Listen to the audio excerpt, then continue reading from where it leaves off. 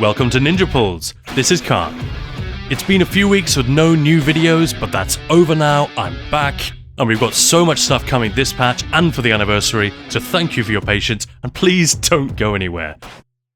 Let's talk Magicka Dragonknight. It's been a while since I made a video for this class, it's one of the things to talk about this update, and I know a lot of people don't follow all the patch notes from beginning to end, so let's break down exactly what changed. Dragonknight did not get a huge buff or anything, just a nice little upgrade to combustion. Burning damage stays roughly the same as before, but poisoned gets a little stronger with that scaling execute. And restoring both resources whenever you apply either status effect is actually really nice. Sustain can sometimes be a bit tight on the DK, so this really helps. A bigger reason DKs are excited is that Runecarver's Blaze now has a higher chance to proc burning. It was already decent in niche situations, but now it's strong enough even for single target fights. And it gets stronger and stronger with more enemies standing in your AoEs. And finally, Arcanist at last got tuned down a bit. It's still really strong, I only lost 2 to 3k in my dummy tests, not even 2%. But in big, crowded fights where the Arcanist really shines, that drop might be more like 10k, even 20k, as much as 10% damage lost. Still not a disaster, but because DK's performance was already pretty close in a lot of situations, these minor changes tip the balance in Dragonknight's favour. You can already see more DKs in the upper rankings on ESO logs after just a few days. I'm not saying Arcanists will disappear, of course not. I'm just saying that if you're a DK enjoyer, or you're interested in giving it a go, this patch is a good opportunity. And we're not talking about chasing the meta super hard, just how to make the most of this class while it's in a good spot, so you can clear more stuff, have more fun. Start with the gear. We always want a trial set with Minor Slayer, and Reliquant is the standard for boss fights because it's super strong and so easy to keep up. The only drawback is that it only applies to that one target, and if you need to switch targets or burn them all equally fast, you'll want an alternative. Coral Riptide on a Magicka character is usually more trouble than it's worth. Barset, Sororia and Whirl of the Depths all work fine if the conditions are right, but they're all light, meaning we can't then use Runecarver without putting ourselves in all light armor, which isn't typically very stat efficient. Yandir works, but the bonus does become less valuable in optimized groups where your weapon and spell damage are already super high. Unsul doesn't have that problem since it's a percentage damage increase. It's not a big boost, but it is just there. You don't have to do anything to activate it, which is great. But that line of penetration is either going to be super valuable or completely useless. If your group is spec'd for Arcanists, it will get you closer to the higher pen on that class, so that's something. Finally, Sul'Zan is absolutely amazing if you can keep killing things and picking up the souls every 30 seconds. But there aren't a ton of boss fights where that's possible. Those are the main ones. I'll probably stick with Reliquant for typical boss fights and have Unsul or Sul'Zan as my go-to replacements in fights where it's all about the cleave. For the second set, I'm going to use Runecarver wherever possible this patch. It is a cool set, a perfect fit with Magicka Dragonknight, and the damage is really good. Sure, there are other great sets you can use if you prefer, and you do have to build around Runecarver by stacking as many fast-sticking dots as possible, but luckily that's something Dragonknight is very good at. Sometimes you'll be put in Zen, Alkosh and Kratis, that's fine, the rotation still works perfectly. The other set worth mentioning here is Azure Blight, which is super popular in certain fights. This is still a little stronger than Runecarver in the right situation, for example when there are at least 3 targets, tightly stacked for most of the fight. I haven't had a ton of time to test in content yet, so this is mostly just common sense, so take it with a pinch of salt. I did do some dummy testing with both sets. The numbers are pretty rough, but you can see Azure Blight is the clear winner, but not by that much once you include the extra burning. The proc hits super hard and is popping constantly with all these fast ticking dots. But remember that an enemy can only have one instance of Blight Seed at a time. So if others in your group are running Azure Blight as well, some of these Blight Seed explosions will go to your teammates. In this test, I got almost 2 explosions per second, the maximum. But in content, you don't tend to get as many as that unless the stack contains at least 1 target for every DD running the set. This is just how the devs keep it from running completely out of control. So if your group is nuking Reef Guardian hard mode, for example, I expect Azure Blight is still top dog. But in multi-target fights that are a bit less crowded, Runecarver should be a contender. Of course, there are other factors. How many others in your group are running Azure Blight? Is it being buffed by Morag Tong, or is Runecarver being buffed by Encratis? Neither of these buffs are on the dummy, by the way. So use your own judgment, guys, and listen to your raid leads. I'm not going to make any grand predictions or tell anyone what to use. But if you want a boss setup which is going to work great 90% of the time, Reliquien and Runecarver should serve you well.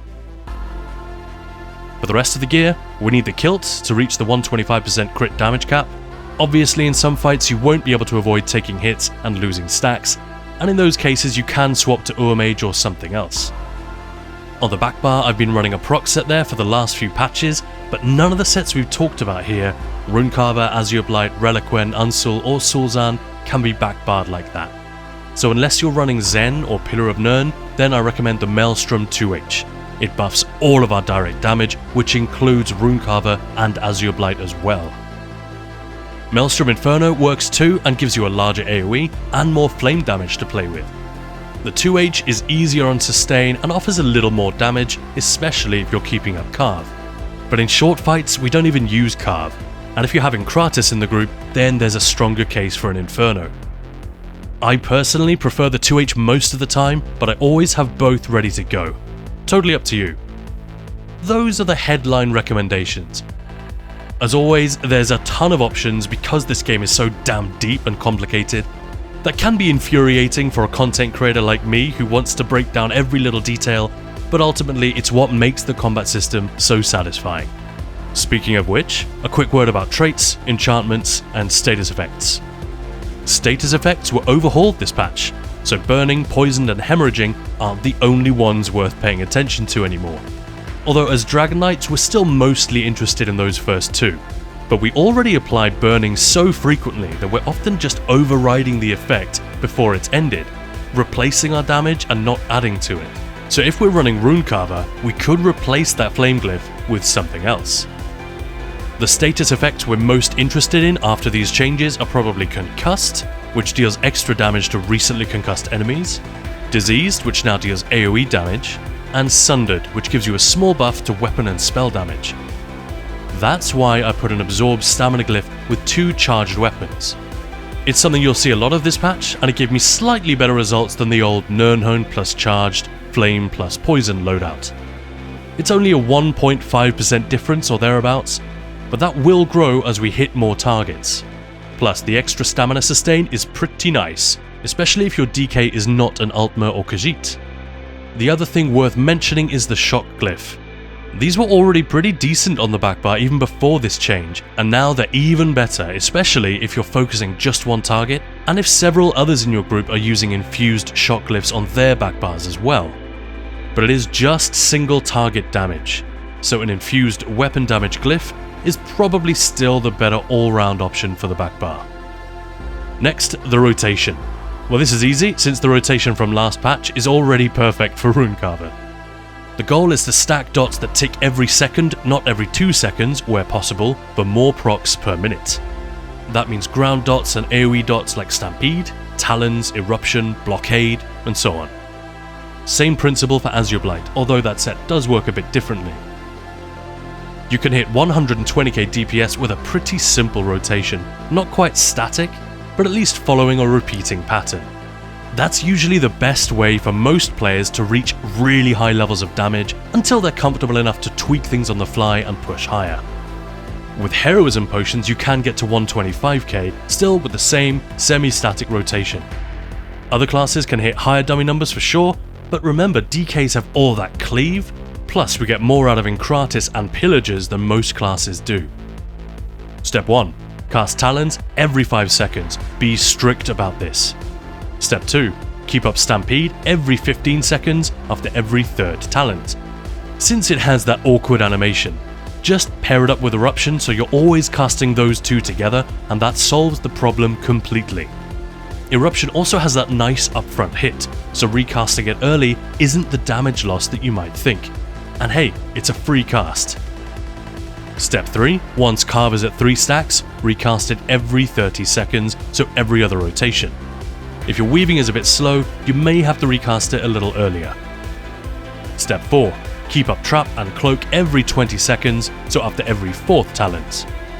And fill the remaining time with whips, claw when it runs out, and flames of oblivion either when it runs out, or to keep up seething fury stacks, or just because you've got multiple targets and enough magicka to spam it a little bit.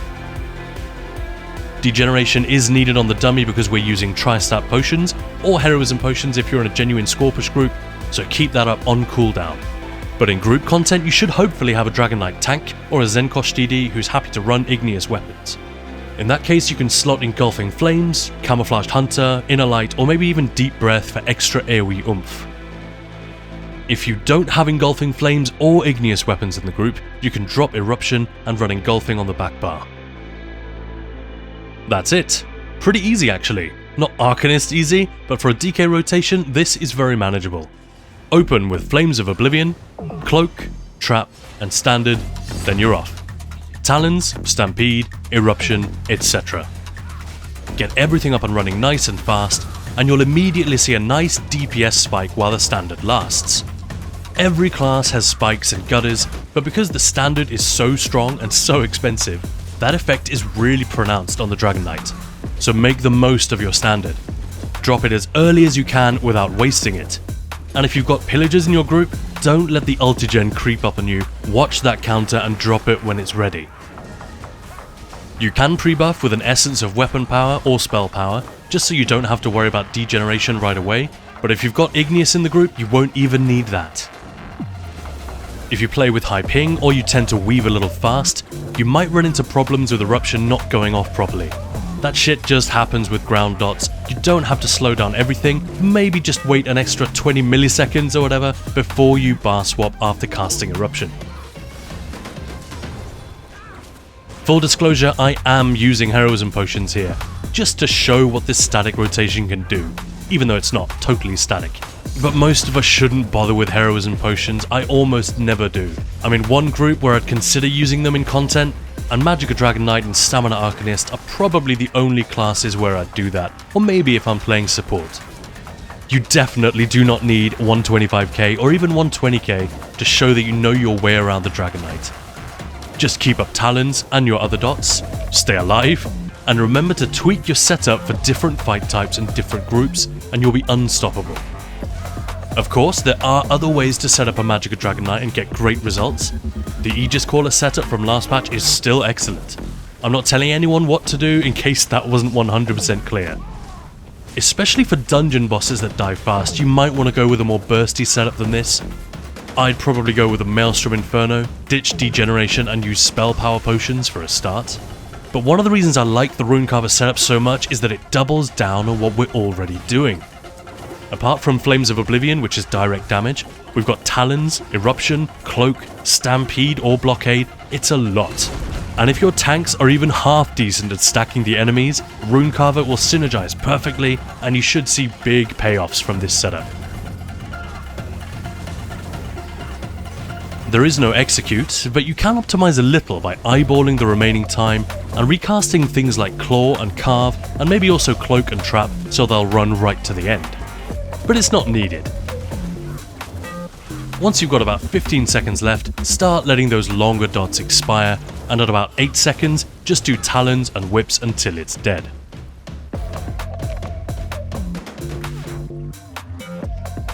$125k with heroism potions, and 120k without, which is good enough for me.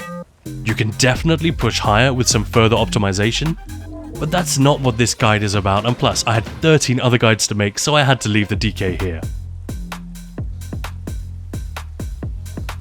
But check out those uptimes. Burning 95%, Poisoned 81%, Sundered 80%, that's the little weapon and spell damage buff. Hemorrhaging and Overcharged, not amazing, but we'll take it.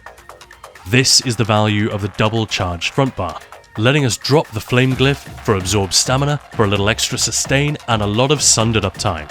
Not to mention the extra sustain from combustion as well.